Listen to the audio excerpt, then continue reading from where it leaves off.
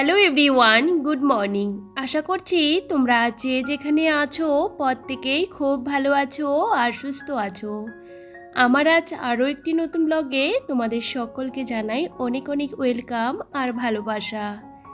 দিনটা ছিল মঙ্গলবার আর এখন ঘড়ির কাঁটাতে বাজে 8:45 মতন। আজকে ঘুম থেকে উঠতে উঠতে 7:10 বেজে গেছিলো। উঠে ছেলেকে ফ্রেশ করিয়ে খাইয়ে দাইয়ে ওকে কিন্তু রেডি করিয়ে দিলাম। ওর বাবা কিন্তু ওকে স্কুলে নিয়ে যাবে, তো ভাবলাম চলো আমি আমার কাজগুলো করি। এখন তো আমাকে বাইরে যেতে হয় না, ওর বাবাই সবটা করে। তবে জানো তো, ঘরটা আমি সবসময় পরিপাটি করে গুছিয়ে রাখতে ভীষণ পছন্দ করি। সকালবেলা ঘুম থেকে উঠতে উঠতে যেহেতু দেরি হয়ে গেছিলো, সেহেতু ক্যামেরাটা অফ করে বাইরের সমস্ত কাজকর্মগুলো করে আমি কিন্তু সকালে ব্রেকফাস্টও কিন্তু করে নিয়েছি। আমরা সকালে খেয়েছিলাম চা বিস্কিট আর ছেলেকে দিয়েছিলাম সুজি। তো যাই হোক, আজকে ভাবলাম রান্নাবান্নাগুলো আরও পরে বসাবো, কারণ এখন ওই যে এত সকালে রান্না করব না। এমনিতেই গরমের সময় না রান্নাবান্নাগুলো তাড়াতাড়ি করে নিলে কেমন একটা হয়ে যায়, যদিও বা নষ্ট হয় না, ভাতটা একটু ভিজে ভিজে হয়ে থাকে। যেহেতু আমরা সকালবেলা ভাত খাই না, সেহেতু সকালে রান্নাবান্নার চাপটা একদমই থাকে না। আর এখন টুকটুক করে ঘরটা ভালো করে ডিপ ক্লিন করে নেব। বেশ কিছুদিন হয়ে গেছে আমি কিন্তু আমার ঘরে পাখা, এসি আর ঘরের ভিতরে না অনেকটা ধুলো থাকে ওয়ালগুলোর মধ্যে। এমনিতে আমার ঘরে ঝুল থাকে না, দেখবে একটা ধুলোর আস্তরণ পড়ে থাকে। সেটা আমি কিন্তু সপ্তাহে একটা দিন পরিষ্কার করে নেওয়ার চেষ্টা করি। বাড়িতে আসবে বিশেষ অতিথি, তোমাদের সবটাই বলবো। তার আগে ভাবলাম চলো আমার ঘরটাকে ভালো করে ডিপ ক্লিন করে নিই। আমি চেষ্টা করি প্রত্যেকটা সপ্তাহে আমার ঘরের প্রত্যেকটা কর্নার ভালো করে পরিষ্কার করে নিতে। যেটা আমার যতই কষ্ট হোক না কেন, সে কাজটা কিন্তু আমাকে করতেই হয়। দেখতে পাচ্ছ ঘড়ির কাঁটা অনেকটাই বেজে গেছে, প্রায় 8:30 মতো বাজে। আমি দুটো ঘর কিন্তু ভালো করে ওয়ালগুলো ঝেড়ে নিয়েছি, সাথে পাকাগুলো কিন্তু মুছে নিয়েছি। আমার ঘরে ওয়ালগুলো যেহেতু সাদা কালারের, পাকাও সাদা কালারের, একটু ধুলো পড়লে না ভীষণ বাজে লাগে। আর সবসময় এভাবে পরিষ্কার করে নিলে অনেকটাই ভালো। আমার বর বলে যে পাকার মধ্যে তো কোনো ধুলো কিছুই নেই। আসলে আমি যেহেতু বেশিরভাগ সময়ে পরিষ্কার করে নিই, সেহেতু কিন্তু নোংরা জমতে দিই না। বেশি একটা নোংরা পড়ে গেলে দেখবে যে কোনো কাজ করতে অনেকটাই কষ্ট হয়। অল্প থাকতে থাকতে আমরা যদি ঘরের প্রত্যেকটা জায়গা ভালো করে পরিষ্কার করে নিই, তাহলে দেখবে পরিশ্রমটা অনেকটাই কম হয়। আমি তো প্রত্যেকটা দিন ঘর পরিষ্কার করি, তবে কিছু কিছু জায়গা আছে যেগুলো আমি রোজ দিন পরিষ্কার করতে পারি না, সেগুলো কিন্তু সপ্তাহে একটা দিন করে নেওয়ার চেষ্টা করি। যাই হোক, পাকা টাকাগুলো মুছে ওয়াল টোয়াল ঝাড়া হয়ে গেছে। এখন আমি কিন্তু স্লাইডারের জানালাগুলো কিন্তু ভালো করে ঝেড়ে পরিষ্কার করে নিয়েছি। আগের সপ্তাহে যেহেতু স্লাইডারের জানালাগুলো ভালো করে ভিজে কাপড় দিয়ে মুছে নিয়েছিলাম, এ সপ্তাহে আর মুছবো না, কারণ ওই যে বেশি একটা ধুলো পড়েনি। তো দেখো, খাটটা ভালো করে মুছে নিয়েছি। আমার খাটটা না প্রত্যেকটা দিনই মুছতে হয়। আর আজকে যেহেতু ঘরটাগুলো ঝাড়লাম, সেহেতু বিছানা চাদরটাও কিন্তু চেঞ্জ করে নিয়েছিলাম। পাকাটাও পরিষ্কার করেছি, সেহেতু ভাবলাম চলো বিছানা চাদরটা চেঞ্জ করে দিই। আমার বিছানা চাদর একদমই নোংরা হয় না, বিশ্বাস করো।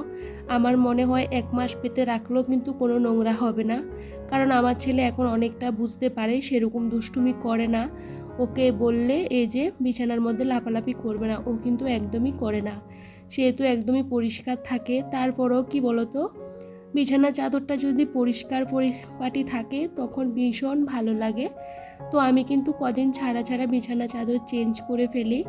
আর দেখবে বিছানা চাদরটা চেঞ্জ করলে ঘরের লুকটা একটু হলেও চেঞ্জ হয়। না হলে একই রকম বিছানা চাদর সবসময় পাতা থাকলে ঘরের লুকটা একই রকম লাগে, তখন ভালো লাগে না। তবে আমাদের মতন পরিবারের বউদের চাইলে আমরা সবসময় ওই যে নতুন নতুন বিছানা চাদর পাততে পারি না, ঘরের ভিতরে যেগুলো আছে সেগুলোই পাতি। বিশেষ করে এই গরমের মধ্যে কটনের চাদরগুলো ভীষণ ভালো লাগে। বিশেষ করে আমার সেরকম কটনের চাদর নেই, ওই যে কয়েকটা আছে। আর একটু একটু কালারটা কেমন হয়ে গেছে, সেগুলোই কিন্তু এখন পাচ্ছি। এগুলোর মধ্যে না ঘুমাতে বেশ ভালো লাগে, ভীষণ আরামদায়ক লাগে। যে কোনো কিছু করলে না সবসময় চেষ্টা করি যেটার মধ্যে আমি ভালো লাগে বা ভালোবাসি সেটাই করার চেষ্টা করি। আমার বর কিন্তু ছেলেকে নিয়ে স্কুলে চলে গেছে। ও বলেছে স্কুলে ওকে দিয়ে তারপরে বাজারঘাট করে বাড়িতে আসবে। তো এখন আমি বাড়িতে একা। আর জানো তো, এই একা সময় যখন ঘরদুয়ারগুলো গোছাই, একদমই চুপচাপ গান চালিয়ে দিয়ে আমি আমার মতন করে কাজ করি, ভীষণ ভালো লাগে। আর আমি যেহেতু সবসময় একা একা থাকতে থাকতে এখন একা থাকার অভ্যাসে পরিণত হয়ে গেছে। আর কয়েকদিন পর আমার ছেলের স্কুল বন্ধ দিয়ে দেবে সামার ভ্যাকেশনের, তখন ওকে নিয়ে কাজ করা ভীষণ কষ্টদায়ক হবে। জানো তো, একটা কাজ করতে গেলে আমাকে অনেকবার দৌড়াতে হয় ঘরে বাইরে। স্কুলে থাকলে কি বলতো, আমি আমার মতন করে কাজগুলো করতে পারি, বেশ ভালো লাগে, আর কাজগুলো অনেকটা তাড়াতাড়িও করে নিতে পারি। তো ভাবি যে সামার ভ্যাকেশন মানে এত গরম পড়ছে, বাচ্চাদের ছুটি দিয়ে দেবে আর কি। স্কুল থেকে নোটিশ দিয়ে দিয়েছে আর বেশি দিন ক্লাস হবে না, আর 2 দিন ক্লাস হবে, তারপরে ওদের ছুটি। তো যাই হোক, আর এদিকে ভাবলাম চলো, বাড়িতেও বিশেষ অতিথি আসবে, তোমাদের বলবো কে আসবে।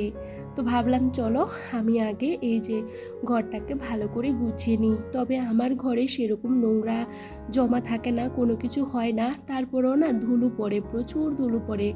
এমন ধুলো পড়ে, এই যে প্লাস্টিকের ডয়ার বক্সটা সবসময় উপর দিয়ে মোছা হয়, কিন্তু খুলে খুলে সবসময় মুছি না। তবে সপ্তাহে একটা দিন চেষ্টা করি ঘরের প্রত্যেকটা ফার্নিচারগুলোকে একটু একটু সরিয়ে যেটুকু পরিষ্কার করা যায় সেটুকু কিন্তু পরিষ্কার করে নিই। আর জানো তো, প্রত্যেকটা কাজ যদি পরিষ্কার পরিচ্ছন্ন থাকে তখন বেশ ভালো লাগে। মানুষে বলে পরিষ্কার পরিচ্ছন্ন মানে মা লক্ষ্মীর বাস, আর যেখানে পরিষ্কার থাকবে সেখানে কিন্তু পজিটিভ এনার্জিও কিন্তু কাজ করে। বিশেষ করে আমার তো বেশ ভালোই লাগে। বাইরের কাজ কিন্তু আমাকে অনেকই করতে হয়। বাড়িতে অনেক সবজি গাছ টাছ লাগিয়েছিলাম, সকালবেলা উঠেছি যেহেতু দেরি করে, তারপরেও কিন্তু গাছের মধ্যে একটু জল দিয়ে দিয়েছি, আবার বিকালে দেব। এখন যা পরিমাণে গরম, গাছের গোড়াগুলো এতটা রোদে খটখট হয়ে থাকে কি বলবো। আমাদের তো সকালবেলা বারান্দার মধ্যে রোদ চলে আসে, আর বারান্দাতে পা দেওয়া যায় না। আর আমাদের বাড়ির সামনে থেকে সকাল থেকে ভীষণ রোদ আসে, আর মানে দুপুর হলে আস্তে আস্তে 1টা 1:30টার পরে কিন্তু পেছন থেকে রোদ আসে, মানে ঘরে থাকা অনেকটা কষ্টকর। আমাদের যেহেতু ছাদে কোনো ঘর নেই, সেহেতু ঘরের ভিতরে থাকতে না অনেকটা কষ্ট হয়। দুপুরবেলা তো কন্টিনিউ এসি চালিয়ে ঘরের ভিতরে থাকতে হয়। তবে জানো তো, আমার জানালার পর্দাগুলোও ভীষণ হালকা হালকা, সে কারণে বেশ রোদও ঢুকে, ভীষণ কষ্ট হয়। সারাটা দিন যখন কাজকর্ম করি, ঘরের ভিতরে একটু রেস্ট করতে যাই না, তখন এই সমস্যার সম্মুখীন আমাকে হতে হয়। তবে কিচ্ছু করার নেই, এভাবে কিন্তু থাকতে হবে। তবে যাই হোক, এই ঘরটা ভালো করে পরিষ্কার পরিচ্ছন্ন করে চলে আসলাম এই ঘরে। আমি 2টো রুম ভালো করে ঝেড়ে নিয়েছি, আর এখন বিছানা চাদরটাও কিন্তু চেঞ্জ করে দিচ্ছি। ওই ঘরটাও চেঞ্জ করে নিলাম, ভাবলাম এই ঘরটাও চেঞ্জ করে দিই, একসাথে ধুয়ে দেব। আর জানো তো, ঘরের যেটুকু জিনিসপত্র আছে সবটা ভালো করে কিন্তু মুছে নিয়েছিলাম, যেহেতু ওয়ালগুলো ঝেড়েছিলাম সে কারণে। আমার কিন্তু বেডরুমে একদমই ঝুল হয় না, তবে এই ঘরের কর্নারগুলোর মধ্যে ওই যে 2 দিন ছাড়া ছাড়া মাকড়সার জাল বেঁধে নেই, জানি না কেন, কি জানি একটা পোকার মতন আর কি। তো একদম ছোট ছোট করে বাসা বাঁধে, আর সেগুলো কিন্তু আমাকে পরিষ্কার করতে ঝাড়ু ইউজ করতে হয়, যে ঝাঁটাগুলো সেগুলো দিয়ে কিন্তু ভালো করে কর্নারগুলো ঝাড়তে হয়। আমি যেটা দিয়ে সবসময় ঘরের ওয়ালগুলো পরিষ্কার করতাম সেটা ছেলে ভেঙে ফেলেছে। এখন কোনো রকম এটাকে বেঁধে বেঁধে আমি ঘর ঝাড়ি। তবে কি করবো বলো তো, আবার যখন মার্কেটে যাব এরকম ফেলে না একটা নিয়ে নেব। এগুলো ভীষণ ভালো, ঘর পরিষ্কার করতে, ফার্নিচার পরিষ্কার করতে কিন্তু বেশ ভালো। তবে ছেলের জন্য কোনো কিছু বেশি দিন রাখতে পারি না, জানো তো, সেগুলো ও নষ্ট করে ফেলে। তো দেখো, সকাল সকাল যেহেতু আমি কাজগুলো ধরে ফেলেছিলাম, আর সকালে যেহেতু একটু দেরি করে উঠেছিলাম সেহেতু ক্যামেরাটা অন করিনি। তো ভাবলাম চলো আজকে ঘরগুলো ভালো করে ক্লিন করে নেব। কালকে তো আমার বর চলে যাবে, সেহেতু একটু মন খারাপ থাকবে। তো ভাবলাম আজকে ঘরটা ডিপ ক্লিন করে সুন্দর করে সাজিয়ে গুছিয়ে রাখবো। ঘরের মধ্যে আমরা কত জিনিস দিয়ে ঘর সাজাই, কিন্তু সেগুলো যদি পরিষ্কার না রাখি তাহলে দেখতে কখনোই ভালো লাগে না। ঘরে কিন্তু আমরা অনেক সময় অনেক জিনিস কিন্তু দিয়ে ঘর সাজাই, কিন্তু সেখানে যদি ধুলোমুলো পড়ে থাকে তখন কিন্তু কোনো জিনিস দেখতে ভালো লাগে না। তবে আমার ঘরটা যেরকমই হোক না কেন, আমি সবসময় সাজিয়ে গুছিয়ে রাখতে ভীষণ পছন্দ করি। আমার বাড়িটা বাইরের থেকে একদমই ভাঙা টিনের বাড়ির মতন লাগে। ভিতরটা সবসময় স্বর্গের মতন সাজিয়ে রাখার চেষ্টা করি। তার জন্য আমাকে অনেকটা পরিশ্রম করতে হয়, কারণ রোজ দিন ঘর পরিষ্কার গুছিয়ে রাখাও কিন্তু অনেকটা কষ্ট হয়। তার মধ্যে ছোট্ট একটা বাচ্চাকে নিয়ে সবটা পরিপাটি করে রাখাও কিন্তু অনেকটা ধৈর্যের ব্যাপার হয়। ওরা অগোছালো বারবার করে নেয়, আর আমি সেটা গোছাতে গোছাতে আমার সারাটা দিন মনে হয় চলেই যায়। কেন জানি না, এটা আমার অভ্যাসে পরিণত হয়ে গেছে। একটু অগোছালো হয়ে থাকলে না দেখতে আমার ভালো লাগে না। আমায় কিন্তু ওই কাজটা আমাকে করতে হয়। সকালে যতই ঘর দুয়ারগুলো ভালো করে গুছিয়ে পরিপাটি করে রাখি না কেন, সকাল থেকে অনেকটা বার করে আমাকে ঘর গোছাতে হয়। তবে জানো তো, পরিষ্কার পরিচ্ছন্ন ঘরবাড়ি সবারই ভালো লাগে, কিন্তু তার জন্য অনেকটা পরিশ্রম আর ধৈর্য কিন্তু আমাদের রাখতে হয়, কারণ রোজ রোজ ঘর পরিষ্কার করতে অনেকটাই পরিশ্রম লাগে। তবে জানো তো, যারা ঘর গুছিয়ে পরিপাটি করে রাখতে পছন্দ করে তাদের কাজ কিন্তু প্রত্যেকটা দিনই আছে।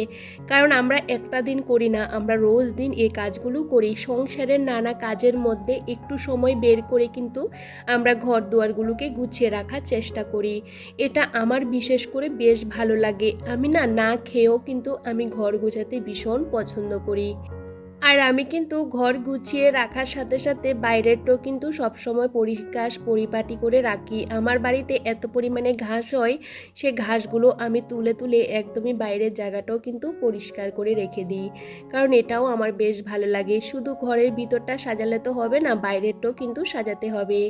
তবে আমার বাড়ির বাইরেরটা দেখতে কিন্তু অনেকটাই খারাপ, যেহেতু এই যে টিনের বাউন্ডারি, তারপরে টিনের রান্নাঘর, টিনের বারান্দা, তো ভিতরটা কিন্তু আমি সবসময় রাজপ্রাসাদের মতন সাজিয়ে রাখি।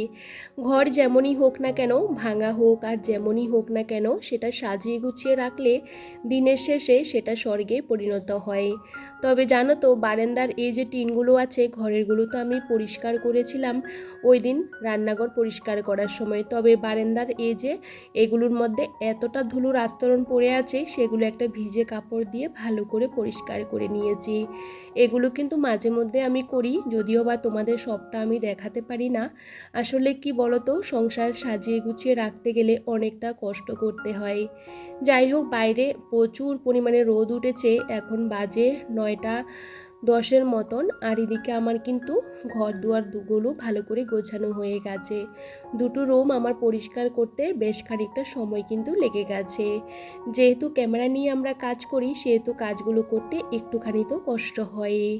যাই হোক, যখন দেখবে ঘর দুয়ারগুলো একদমই পরিপাটি আর পরিষ্কার, তখন বিশ্বাস করো মন থেকে অনেকটা শান্তি পাই। যাই হোক, দিনের শেষে যেখানে আমরা শান্তি পাই সেই জায়গাটা যদি গুছিয়ে রাখি, তখন কিন্তু অনেকটা ভালো লাগা কাজ করে। আর বাইরে দেখতে পাচ্ছ এতটা রোদ্দুর, মানে বাইরের বেরোতে ইচ্ছে করছে না। তবে যারা দিনরাত বাইরে কাজ করে তাদের এই গরমে কতটা কষ্ট। আমরা একটুখানি রোদ একদমই সহ্য করতে পারি না। তবে জানো তো, আমাদের এখানে এত পরিমাণে গরম দিচ্ছিল, মাঝখানে অনেক দিন ধরে বৃষ্টি হবে বৃষ্টি হবে করে বৃষ্টিটা আর হলো না। তো ভাবলাম চলো এগুলো সকাল সকালেই কাঁচা ধোয়াগুলো করে নিই। এদিকে 9:30 বেজে গেছে, বর কিন্তু বাজার করে চলে এসেছে। ছেলেকে যখন স্কুলে দিতে গেছে, ও এতক্ষণে বাজারের থেকে বাড়ি আসলো। আমার বর যে কোনো কাজ না একদমই আস্তে আস্তে করে, সেহেতু আমার একদম ভালো লাগে না। তবে কি করবো বলো তো, সকালবেলা চা বিস্কুট খেয়েছিলাম। তো আমার বরকে এখন কি বলো তো, আমার মুড়ি দিচ্ছি, কারণ এমনিতেও সকালবেলা অনেক আগেই কিন্তু চা বিস্কিট খাওয়া হয়েছে। তো ভাবলাম আমরা যেহেতু সকালবেলা ভারী কিছু খাইনি, তো এখন একটু মুড়ি আর হাম মেখে নিচ্ছি, এখন দুজনে মিলে এটা খেয়ে নেব। আর জানো তো, আমটাও কিন্তু ভীষণ টেস্টি। আমার ছেলে আম খেতে ভীষণ পছন্দ করে, তবে বাজারে এখন আমের দামটা অনেকটাই বেশি। তবে যাই হোক, এখন আমার বর এসে তো ওর জন্য এগুলো নিয়ে এসে আমার না সাহসে দেই না এত দাম দিয়ে কোনো জিনিস নিতে। আমি না আরও পরেই কিনতাম। তবে যাই হোক, যে কোনো জিনিস যখন বেরোয় তখন কিন্তু খেতে সবারই ভালো লাগে। আর যাই হোক, এদিকে কিন্তু আমার বর তো চলে এসেছে, তো আমরা টিফিন করে নিয়েছি। আর এদিকে নিয়ে এসেছিলো মাছ আর সবজি। তবে আজকে না সেরকম কিছুই রান্নাবান্না করব না, একদমই অল্প কিছুই রান্না করব। শসা দিয়ে মাছ দিয়ে করব, আর মাছের না ডিম হয়েছে আর সাথে তেলও হয়েছে, সেটা আলু দিয়ে মানে ভাজা করব আর কি, মাছের তেলটা। গাছে না বেগুন ছিল, সেটা একদমই ছোট ছোট, তো ছোট বেগুনগুলো তুললে না অনেকটাই মানে লস হবে আর কি। দুদিন পর তুললে না বেশ ভালো হবে। তো যেই হোক, আমি এখন রান্নাটা ঝটাপট করে বসিয়ে দিয়েছি। তো ভাতটা তো আমি বসিয়ে দিয়েছি, আর এদিকে কিন্তু রান্নাবান্না সেরকম ঝামেলা নেই, সিম্পল রান্নাবান্না করছি।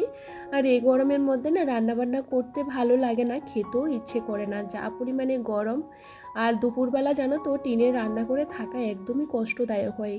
প্রায় কিন্তু সকাল সকাল থেকে যেহেতু আমাদের বাড়িতে রোদ চলে আসে, ঘরটা এতটা গরম হয়ে থাকে কি বলবো। যাই হোক, এদিকে কিন্তু আমি ভাতটা নামিয়ে একদিকে মাছের তেল করে নিয়েছি, আরেকদিকে এই যে শসা দিয়ে আলু দিয়ে মাছ দিয়ে করে নিয়েছিলাম। একদমই হালকা পাতলা করে রান্না করছিলাম, আর গোটা কিন্তু কয়েকটা কাঁচা লঙ্কা দিয়েছি। ছেলের জন্য না লঙ্কা দিতে পারি না, তো সেহেতু ভাবলাম গোটা গোটা দিয়ে দিই, তাহলে ঝালটা লাগবে না। তো যাই হোক, এদিকে এই যে দেখতে পাচ্ছ মাছের তেলটাও কিন্তু আমি ঝটাপট করে করে নিয়েছি। কালকের কচুর শাক ছিল, এক পাশে এগুলো গরম করে নিয়েছিলাম, সাথে লাউ ডাল ছিল। যাই হোক, সমস্ত রান্নাবান্নাগুলো করে নিয়েছিলাম, আর কালকে যে রান্নাগুলো ছিল সেগুলোও কিন্তু ভালো করে গরম করে নিয়েছিলাম। আর এখন বাসনকোসনগুলো মেজে রান্নাঘরটা পরিষ্কার করে নিচ্ছিলাম। আমার না সকাল থেকে এক ফোঁটা রেস্ট করার সময় পাওয়া নেই, জানো তো। এখন একটু রান্নাবান্নার চাপও থাকে, যেহেতু বর বাড়িতে আছে, বুঝতেই পারো। সাথে কিন্তু সকাল থেকে এত পরিমাণে গরম, আর আমাকে কিন্তু বাইরে বাসন মাজতে হয়। বিশ্বাস করো, এত পরিমাণে গরম সহ্য করার মতন নয়।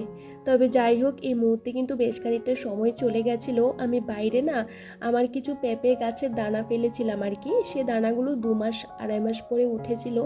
তো বেশ অনেকগুলো পেঁপে গাছ উঠেছে, সেগুলোর মধ্যে মাটি দিলাম। তারপরে পুঁই গাছগুলোর মধ্যেও কিন্তু মাটি দিতে হয়েছে, উপরে কিছু বাঁশ টাস বেঁধে দিয়েছি। আর এই কাজগুলো করতে করতে আমার প্রায় 1টা মতো বেজে গেছে। এদিকে বর ছেলেকে ভাত খাওয়াচ্ছে, আমি চান করে পুজোটা দিয়ে দিলাম। আর এখন আসলাম এই যে তেল সিঁদুরটা দিতে। সময় যে কিভাবে চলে যায় বুঝতেই পারি না। সকাল থেকে না এক ফোঁটা বসি না, তারপরেও যেহেতু ঘড়ির কাঁটা ছুটে। তবে আমাদেরকেও কিন্তু ছুটতে হবে, স্মার্টলি কাজ করতে হবে। তবে চলো বন্ধুরা, আজকে ব্লগটা তোমাদের কেমন লাগলো কমেন্ট করে জানাতে একদমই ভুলো না। সবাই অনেকটা ভালো থেকো, সুস্থ থেকো, সাবধানে থেকো। সবাইকে টাটা।